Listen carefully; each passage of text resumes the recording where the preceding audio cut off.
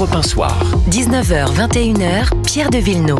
Retour maintenant sur l'actualité du procès des assistants parlementaires au Rassemblement national avec ce réquisitoire envers Marine Le Pen, 5 ans d'inéligibilité avec également 5 ans de prison qui ont été requis à l'encontre de la chef de file des députés RN à l'Assemblée nationale, 5 ans de prison, peine aménageable sur les 2 ans fermes qui sont requis, bracelet électronique, 300 000 € d'amende et surtout ce qu'il y a d'intéressant dans ce réquisitoire, si je puis dire, c'est que ce sont des peines exécutoires que l'on demande, c'est-à-dire que même si elle fait appel, Marine Le Pen se verra voir ses peines exécutées. Avec nous ce soir, Jean-Yves Le Borgne, avocat. Bonsoir Jean-Yves Le Borgne. Bonsoir. Merci d'être avec nous.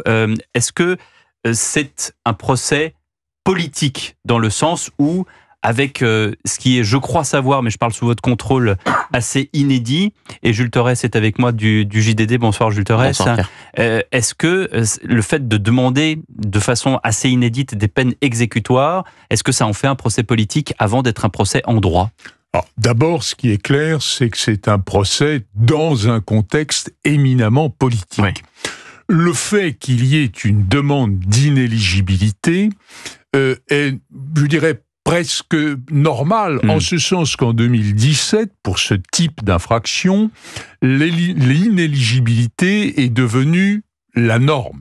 Mais le tribunal peut éventuellement renoncer à cette inéligibilité en expliquant pourquoi. Alors, ça c'est la loi Sapin 2, c'est ça ? Oui, c'est ça. C'est la loi Sapin 2 qui rend, enfin, vous voulez, qui a en quelque sorte renversé les valeurs. Avant, l'inéligibilité était déjà possible, mais maintenant, elle est obligatoire. Mais dans les 2 cas, on pouvait échapper au fait qu'elle n'était que possible en ne la prononçant pas, tout simplement. Et aujourd'hui, on peut y échapper en refusant de se soumettre à cet automatisme que la loi impose et en expliquant pourquoi. Alors, le contexte politique, il est évident. Marine Le Pen, c'est un secret pour personne qu'elle candidate en 2027. Sera candidate en 2027. Et une telle interdiction, une telle inéligibilité pourrait l'empêcher de l'être, bien entendu. Et l'exécution provisoire, ça veut dire que l'inéligibilité serait applicable, effective, dès le prononcé du jugement dont on ignore encore la date, mais qui sera probablement en janvier ou février, ou peut-être un peu après 2025. De telle sorte que, là, l'hypothèse qu'un appel, voire qu'un pourvoi en cassation sur l'arrêt d'appel, fasse retarder la pénalité, et notamment la peine accessoire d'inéligibilité, ne jouerait plus. Je pense que c'est quelque chose qui va à l'encontre des principes du droit. Pour moi, lorsqu'il y a un appel, l'appel est suspensif. Il est suspensif, c'est ni vous ni moi qui le disons, c'est la loi. Et de la même façon, le pourvoi en cassation est suspensif. Et on entend dire de ci, de là, dans votre bouche ou dans celle de vos confrères, un tel a été condamné, mais ce n'est pas définitif. Autrement dit, rendre exécutoire quelque chose qui n'est pas définitif, c'est quand même un peu problématique. Oui, mais ça existe, le dispositif est là. Le dispositif existe. Le problème est de savoir si les réquisitions... Il faut toujours souligner que nous ne parlons que de réquisitions. Et que lundi, ce sera les plaidoiries de la défense, et mercredi, effectivement, on aura la date du jugement. Et on verra si les juges, parce que... Et c'est pas tout de suite, je crois que c'est on a toujours tendance à vivre dans l'instant et à penser dans une sorte de confusion que les réquisitions, c'est le jugement. Non. Ce n'est que la demande. Je l'ai dit dans mon introduction, ce sont des réquisitions. Vous l'avez dit clairement, mais je le disais pour ceux qui nous écoutent, parce qu'il peut y avoir des confusions. Et Jules Torres, sur l'exécution provisoire, il y a quelque chose que je trouve très intéressant, donc j'aimerais bien que vous éclairiez ma lanterne. Il y a une jurisprudence qui s'appelle la jurisprudence Guérini, qui est ce sénateur qui, en 2021, avait été condamné avec une exécution provisoire. Sauf qu'il avait pu conserver son mandat de député jusqu'à 2024, au moment où il a été condamné en cassation. Ça pourrait être la même chose pour Marine Le Pen, ce qui voudrait dire que Marine Le Pen pourrait ne pas se présenter à l'élection présidentielle en 2027, mais elle pourrait rester députée jusqu'en 2027. Oui, parce ce qu'on oublie de dire, c'est qu'il n'y a pas que l'échéance de 2027. Absolument. Là, avec une peine exécutoire, on lui retire son écharpe tricolore et sauf s'il y a cette jurisprudence qui est choisie et qui date de 2021. Vous avez raison de souligner cette difficulté. Alors, c'en est une parce que le Conseil d'État a considéré que lorsqu'il y avait une inéligibilité, immédiatement, on était en quelque sorte dans l'incapacité de poursuivre un mandat en cours. Là, nous ne parlons pas d'une présentation à une élection, mais d'un mandat en cours, le mandat parlementaire de Marine Le Pen. Mais le Conseil constitutionnel a dit le contraire, a dit que tant que ce n'était pas définitif, le mandat continuait. Et c'est là, ça correspond à ce que je vous disais tout à l'heure, c'est-à-dire le caractère définitif. Aujourd'hui, vous êtes coupable. Le serez-vous encore devant la cour d'appel? Aujourd'hui, on pense que le procès est parfait et qu'il n'y a rien à dire. Est-ce que la Cour de cassation ne va pas casser le caractère définitif, le fait qu'il faille attendre l'épuisement des recours, selon la formule habituelle, c'est une précaution tout à fait naturelle. Ça veut dire qu'au fond, on vous donne un droit d'appel, c'est pas pour commencer à exécuter la peine avant. De la même façon, alors, vous direz, c'est pas si général et absolu que ça, parce que lorsqu'il y a, par exemple, une comparution avec détention, alors que la détention se prolonge, elle existait avant le jugement, elle se prolonge après le jugement, malgré l'appel, ou que le tribunal mette en prison immédiatement la personne, ce qu'il peut faire, c'est ce qu'on appelle délivrer un mandat de dépôt. Mais là encore, il y a une possibilité, celle de saisir la Cour d'une demande de mise en liberté. Et se pose le problème, car ça n'est pas expressément prévu par les textes, de la saisine de la Cour parallèlement à un appel sur l'ensemble du jugement d'une main levée de l'exécution provisoire. Ce qui est prévu en matière civile, parce que l'exécution provisoire, je dirais, c'est pas tellement un concept pénal. C'est en revanche un concept de droit civil. Et en droit civil, quand le juge de premier degré prononce l'exécution provisoire, il suffit de faire une requête au premier président de la cour d'appel, qui vous suit ou qui ne vous suit pas. Mais vous avez un recours pour faire lever cette exécution provisoire. Alors, je disais que c'est un procès politique parce qu'évidemment, la classe politique entière s'est levée. Gérald Darmanin, qui juge profondément choquant que Marine Le Pen soit jugée inéligible et ainsi ne puisse pas se présenter devant le suffrage des Français. Son ancien collègue des Républicains, Xavier Bertrand, lui dit l'exact contraire.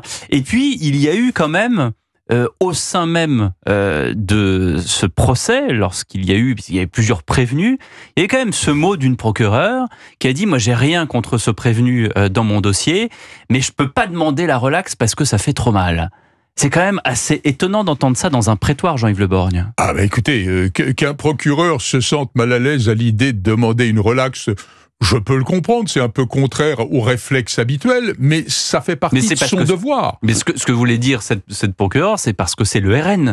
Ça fait trop mal parce que c'est le RN. Ça me fait trop mal. Ça n'est pas impossible. Je dis pas qu'elle n'a pas le droit d'avoir des sentiments, mais on est quand même dans un prétoire. Il est clair que lorsque ce sont des membres du Rassemblement national, et surtout la présidente, qui n'est pas la présidente, mais enfin la représentante phare du groupe, Marine Le Pen, il est bien évident que ceux qui sont amenés à requérir ou à juger ont un arrière-fond, quel que soit l'effort que fait le juge ou le procureur, pour être objectif, pour être neutre sur un plan politique. Il y a quelque part nécessairement chez lui. Je n'ai pas à pardonner ou à condamner, tel n'est pas mon objet. Je dis qu'on peut se laisser... Ça vous étonne pas plus que ça. On peut se laisser porter par une passion personnelle sans vouloir pour autant faire de la politique. Ce matin sur Europe 1 et sur CNews, Sonia Mabrouk a interrogé le garde des Sceaux Didier Migaud pour commenter cette affaire. Le garde des Sceaux qui a expliqué que ça n'était pas à lui de commenter cette affaire politique. On écoute Didier Migaud. Est-ce à la justice de trancher ce qui devrait être lettre dans les urnes? Vous savez que le garde des Sceaux n'a pas le droit de s'exprimer sur des affaires individuelles et à partir du moment où un procès est en cours. Donc je suis pratiquement le seul responsable politique à ne pas pouvoir commenter. Mais Marine Le Pen, inéligible, Monsieur Migaud, garde des Sceaux, mais aussi responsable politique. Est-ce que ça, c'est une question politique? Est-ce que vous ça pouvez me poser 10 fois la même question, je ferai toujours la même réponse. Je ne peux pas. Donc, je comprends votre obstination à me faire parler, mais là, je ne peux pas m'exprimer. Sur l'un des prévenus, la procureure ou l'une des procureures a lancé au sujet d'un contrat. Donc, lors de ce procès, je cite, « Je n'ai aucun élément, mais je ne peux pas demander la relaxe, ça me fait trop mal. » Monsieur le garde des Sceaux, est-ce qu'une procureure peut dire cela? Je n'ai pas de commentaire à faire. Est-ce qu'une procureure peut dire cela? Je n'ai pas de commentaire à faire. Didier Migaud, Ponce Pilate, Jean-Yves Le Borgne. Non, je comprends que dans sa position de garde des Sceaux, il ne puisse pas intervenir dans une affaire en cours. Ce serait choquant. On estimerait qu'il fait pression sur le tribunal ou qu'il critique les procureurs. Je suis certain qu'il a une opinion personnelle, mais qu'il ne puisse pas la livrer, je le comprends parfaitement. D'ailleurs, la vraie question derrière tout ça, c'est de dire, si un garde des Sceaux ne peut se mêler en rien de ce qui se passe dans la justice, sauf sur des instructions générales, des orientations générales, une politique pénale non moins générale. Une réforme de la justice. Qu'est-ce que c'est qu'un garde des Sceaux? Moi, voyez-vous, j'ai toujours pensé que l'interdiction des instructions individuelles qui existe et qui fait qu'il ne peut pas dire le moindre mot, ce que je comprends parfaitement, était une absurdité. Et qu'il fallait, si ces instructions individuelles existaient, qu'elles soient publiques, écrites et dans le dossier. Ce qui est scandaleux, c'est l'instruction soufflée entre deux portes, murmurée au téléphone, ce qui n'existe pas, bien sûr. Bien sûr. Bon, mais si vous voulez, l'instruction claire, nette, qui n'est qu'une instruction allant vers le parquet, aurait quelque chose de clair, mais il faudrait que ce soit écrit au dossier, au vu et au su de tout le monde. Jules Torres. Parce qu'on parle de justice politique, moi il y a une question, ce sont les juges et les magistrats politique. C'est-à-dire qu'on sait depuis le début de cette affaire que, par exemple, le dossier d'instruction a été mené par des magistrats qui a été syndiqués au syndicat de la magistrature, qui ont appelé en juillet dernier à voter contre le Rassemblement national.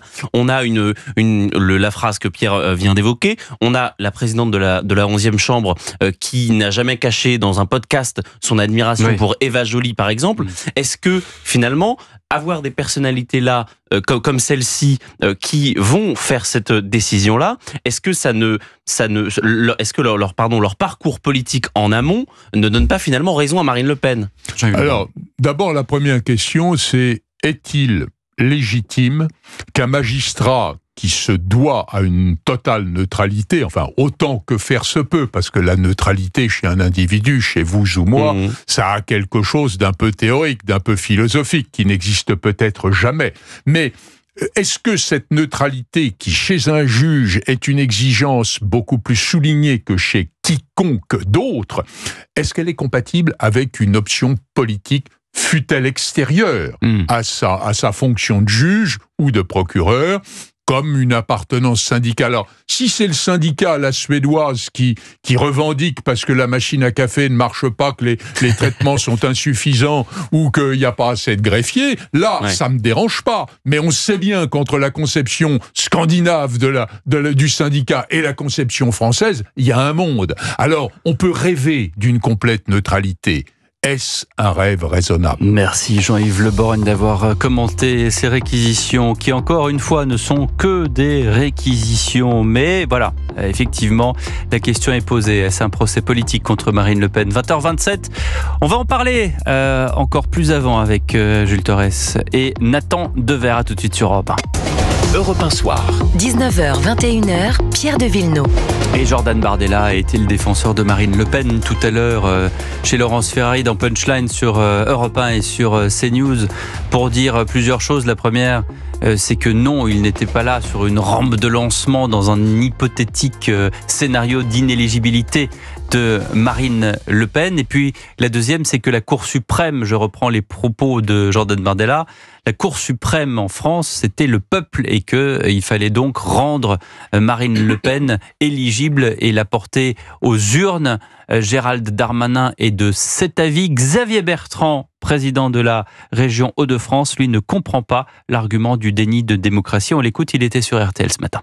Le Parlement européen, s'il a été lésé, ce sont donc nos impôts qui ont été détournés. Et ensuite, qui est responsable de cela? C'est ce que le tribunal décidera, non pas avec les réquisitions, mais avec la décision. Voilà, c'est aussi simple que ça, et les magistrats appliqueront la loi. Est-ce que ça serait un déni de démocratie d'empêcher Marine Le Pen d'être candidate en 2027 ? La démocratie, c'est aussi le respect de la justice. Et puis qu'on arrête avec le déni de démocratie que le Front National ne serait pas capable de présenter un candidat.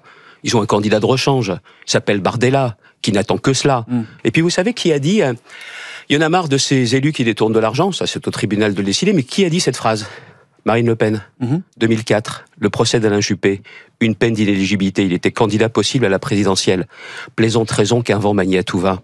C'est la définition de la girouette ? Non, c'est la définition de Madame Le Pen aussi. Mathieu Vallet était l'invité de Cyril Hanouna dans On marche sur la tête, voilà ce qu'il dit. Oui, aujourd'hui, il y a un gros sujet sur le parquet qui, dans ses réquisitions, a quand même précisé que pour un des prévenus dont ils n'avaient aucune charge, ça leur ferait mal de plaider la relaxe. Donc moi, j'estime qu'aujourd'hui, oui, il y a de graves doutes sur sur la sincérité et sur l'indépendance des magistrats qui ont recueilli ces peines très fortes. Et j'attends évidemment que les juges du fond s'expriment pour pouvoir savoir où on va. Vous dites que c'est un procès politique. Je termine. Nous, c'est un procès pénal, ça a été transformé en procès politique. Marine Le Pen, qui est plus au Rassemblement National ou qui est plus en tant que député ou chef de groupe, c'est un navire sans gouvernail. Dernier extrait politique, celui de Robert Ménard, le maire de Béziers, qui était sur TF1 ce matin. Moi, je me suis retrouvé sur le mur des cons du syndicat de la magistrature. Quand je rentre dans un tribunal... Il y a un syndicat qui est marqué à gauche. Ouais, attendez, je me dis, putain, si c'est un mec qui est au syndicat de la magistrature, ça va pas être très, très clean comme procès. On a le droit aussi de penser ça avec la politisation d'une partie des magistrats. Est-ce que cette magistrate, c'était ça? J'en sais rien, donc je vais pas l'accuser.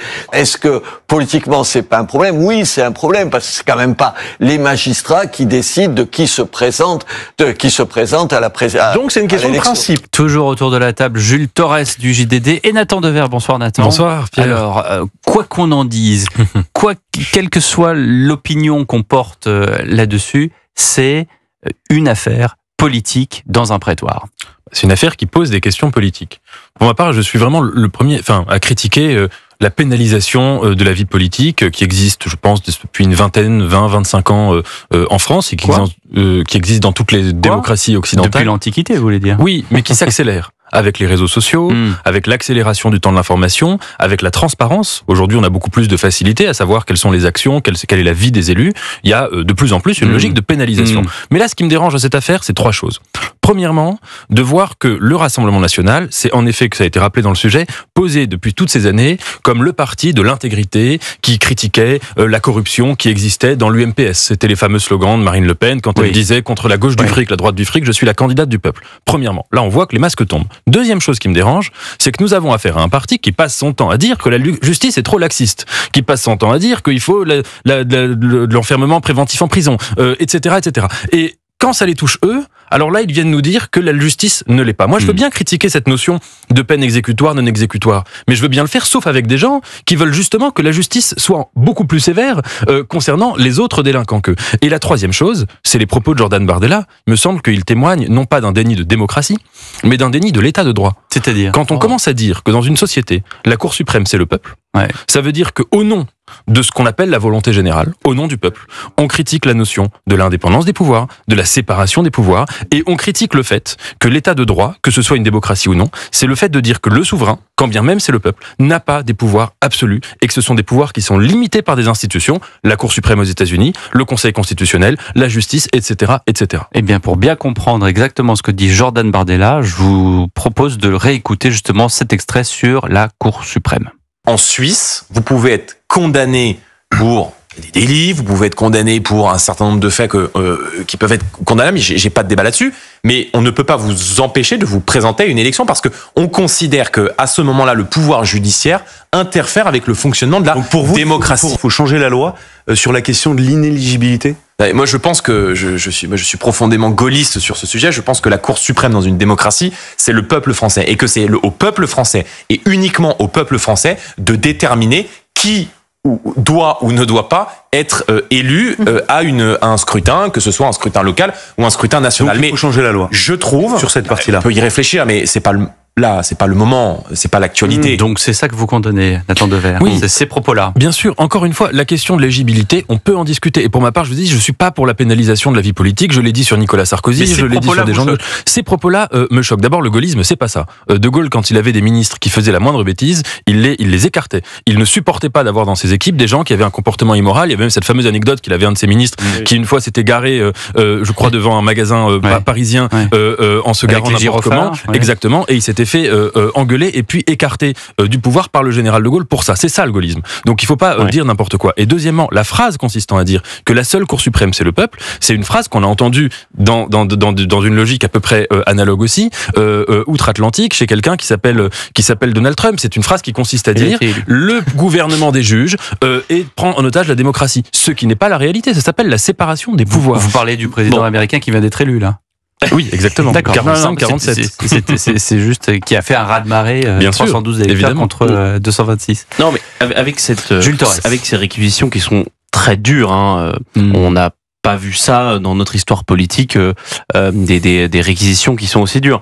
Là où je pense que Nathan a raison, c'est que le RN s'est fait le chantre depuis 20 ans du côté nous on est plus propre que les autres, et là finalement je vais rendre un petit hommage, j'espère qu'il m'en voudra pas, à votre rédacteur en chef Julien Brigaud, qui nous a glissé juste avant l'émission que finalement c'est la normalisation du RN qui est comme les autres partis, c'est-à-dire que tous les autres partis ont eu leur scandale politico-judiciaire, Fillon, Cahuzac, Chirac bien avant, Alain Juppé, donc finalement voilà, c'est la normalisation du RN. Alors après le sujet il est démocratique, il est politique, c'est est-ce qu'on peut empêcher une femme politique qui a recueilli plus de 15 millions d'électeurs à la dernière présidentielle, qui est la personnalité politique favorite des Français, selon plusieurs sondages, qui est la grande favorite du prochain scrutin présidentiel, est-ce qu'on peut l'empêcher au nom de la justice, au nom d'une affaire où il n'y a pas d'enrichissement personnel, est-ce qu'on peut l'empêcher d'être candidate aujourd'hui à la présidentielle? Je suis désolé, moi ça pose un grand débat. Alors on va nous dire que de toute façon, comme Xavier Bertrand, de toute façon Jordan Bardella il est prêt, il n'attend que ça.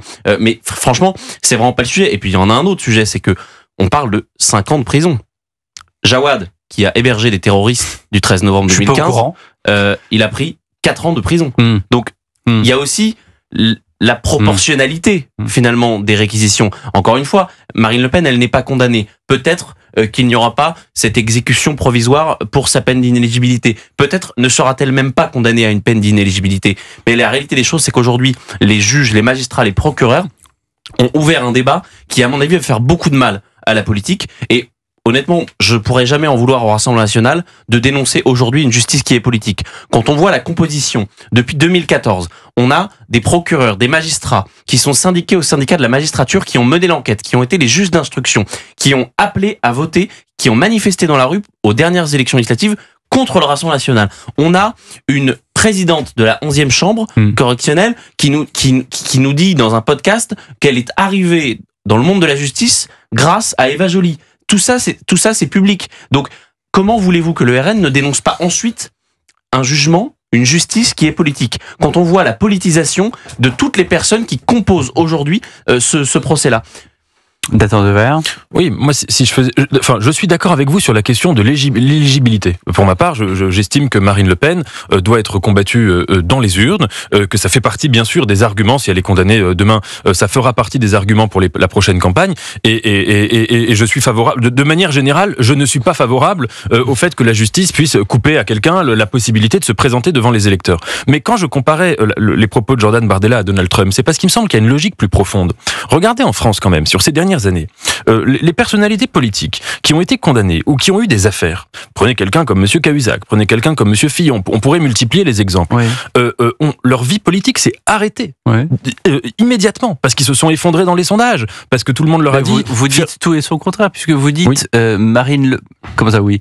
Non, c'est-à-dire, oui, bien sûr, parce que j'allais justement retomber sur mes pattes après avoir dit tout et son contraire. Je trouve ça intéressant que justement Marine Le Pen, manifestement, ne descende pas dans les sondages. Qu'elle reste en effet une personnalité politique très appréciée. Et ça montre bien avoir un destin à la Trump, si vous voulez faire la comparaison. Il y a une forme d'hypocrisie à critiquer des élites en disant que ces élites ne sont pas sincères, qu'elles trahissent les Français, etc. Quand on est soi-même exactement pareil. Mais elle s'est construite comme ça. C'est d'ailleurs ça le paradoxe de cette séquence, c'est que depuis 20 ans, Marine Le Pen dénonce un gouvernement des juges, dénonce un système. D'ailleurs, sa ligne de défense pendant ce procès-là, c'était de dire que c'était un procès où elle était accusée, mais déjà coupable. Donc elle s'est construite comme ça, Marine Le Pen. Donc pourquoi aujourd'hui, finalement, les personnes qui votent pour elle, elles ne sont pas choquées par ce qui est en train d'arriver, parce qu'ils pensent que c'est le système. Rien, on n'a pas fait le, on n'a pas fait le sondage. En tout cas, on n'a pas fait un micro-trottoir. Non, mais cette affaire dure depuis quand même un moment. Les gens savent que Marine Le Pen est dans un tourbillon judiciaire, va être dans un tourbillon judiciaire, et en effet, alors les gens savent, elle ne baisse pas dans les sondages. Et ben voilà, et ça, c'est ils savent qu'il y a cette histoire, ils en ont entendu parler de ces assistants parlementaires. C'est une affaire qui dure depuis 2014. On est mal chaussés, nous, parce que si j'ose dire, parce qu'on est le nez dans le guidon tous les jours. C'est vrai, c'est vrai. Je sais pas. Allons faire un petit tour. On va faire un petit tour, Jules. On prend une voiture. Jeudi prochain, on aura sans doute un sondage. On va prendre la voiture, on va jusqu'en Lozère, avec plaisir. Est-ce que vous avez entendu parler du... C'est exactement ce que je vous dis aussi, c'est que donc les personnes les massifs du Cantal, les personnes qui sont électeurs de Marine Le Pen ne seront pas choquées de cela, et les autres, ils n'auront pas changé complètement d'avis grâce à ces réquisitions-là. Donc finalement, ça va être un petit peu le statu quo. Pierre, Nathan, Jules et les autres. 20h43 au cœur de l'histoire, c'est tous les jours de 15h à 16h sur Europe 1 avec Stéphane Bern qui vous accueille du lundi au vendredi. Demain, Stéphane parlera d'Aliénor d'Aquitaine, la reine la plus populaire du Moyen-Âge. On se retrouve dans un instant dans Europe 1 Soir. À tout de suite.